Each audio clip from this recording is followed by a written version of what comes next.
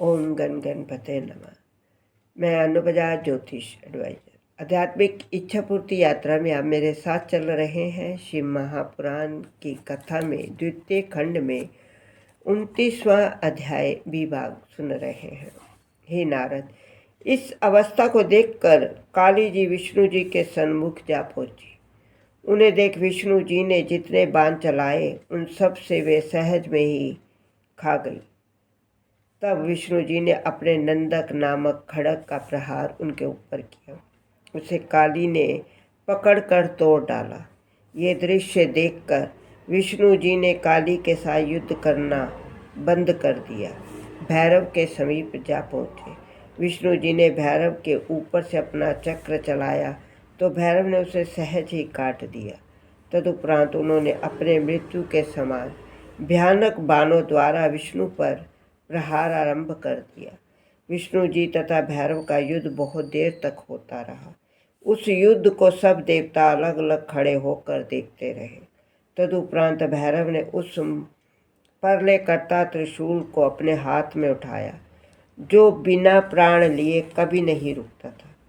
भैरव के क्रोध को इस प्रकार बढ़ता हुआ देखकर वीरभद्र दौड़ते हुए उनके पास पहुंचे।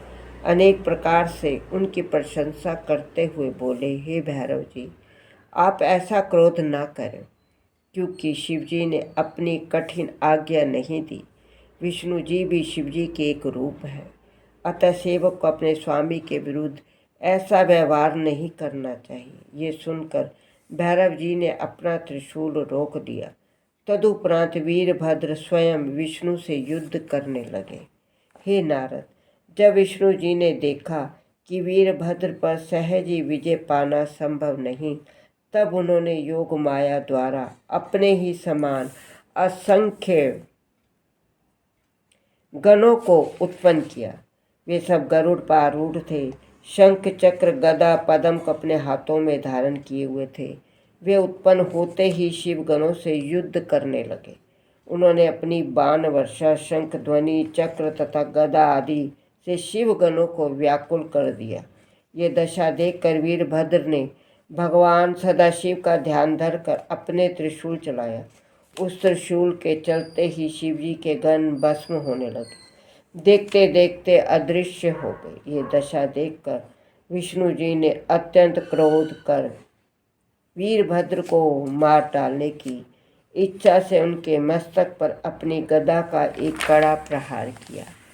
तब वीरभद्र ने उनकी मनो अभिलाषा को जानते हुए अपना त्रिशूल उनकी छाती में मारकर उन्हें पृथ्वी पर गिरा दिया। विष्णु जी के इस प्रकार से मूर्छित होकर गिर जाने से चारों ओर हाहाकार मचने लगा। परंतु कुछ देर बाद विष्णु जी उठकर खड़े हो गए। तब वीरभद्र को मारने के लिए उन्होंने अपने चक्र को हाथ में उठा लिया। उस समय विष्णु जी का स्वरूप अत्यंत भयानक हो उठा। ऐसा प्रतीत होता था मानो आज वे अपने चक्र द्वारा प्रलय काल उपस्थित कर देंगे।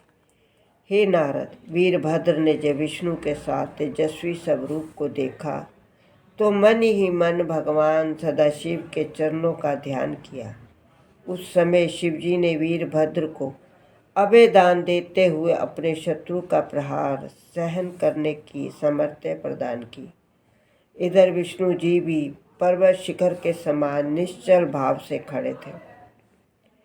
अस्तु, सर्वप्रथम वीरभद्र ने अपने पवित्र बाणों द्वारा विष्णु के धनुष के 2 टुकड़े कर डाले। विष्णु जी भी प्रबोधन मंत्र को त्याग कर जड़ता से मुक्त हो अपनी सामर्थ्य को प्राप्त हो चुके थे। अस्तु, उस समय का दृश्य देखकर मैंने अर्थात ब्रह्मा ने विष्णु से कहा, हे प्रभु, होनहार किसी के मिटाए नहीं मिटती। यद्यपि आपने दक्ष के यज्ञ की रक्षा करने में कोई कसर नहीं उठा रखी, परंतु उसका भाग्य ही इस समय विपरीत है, इसलिए आप इस युद्ध में विजय प्राप्त नहीं कर सकेंगे। वीरभद्र इस यज्ञ को अवश्य नष्ट कर देंगे। शिव जी के क्रोध के साथ साथ यह उसका एक भी कारण है कि दधीची मुनि ने भी इस यज्ञ को नष्ट होने का श्राप दिया है। यदि ब्राह्मणों के वाक्य को सत्य न माना जाए तो संपूर्ण सृष्टि छली एवं नास्तिक हो जाएगी। अस्तु, आप युद्ध करना बंद कर दें। जिस समय भगवान सदाशिव कृपालु होंगे उस समय बिगड़े हुए सारे कार्य स्वतः ही बन जाएंगे। आपकी और शिव जी की लीला अपार है, उनका भेद कोई नहीं जान सकता। हे नारद, मेरी इस बात को सुनकर विष्णु जी युद्ध बंद करके अपने लोक को चले गए और मैं भी अपने लोक को चला आया, क्योंकि मैं ये जानता था कि शिव जी पुनः दयालु होंगे, तभी बिगड़ा हुआ कार्य बन जाएगा। शिव महापुराण की कथा आगे सुनने के लिए आप मेरा अगला वीडियो देखिए। ओम नमः शिवाय।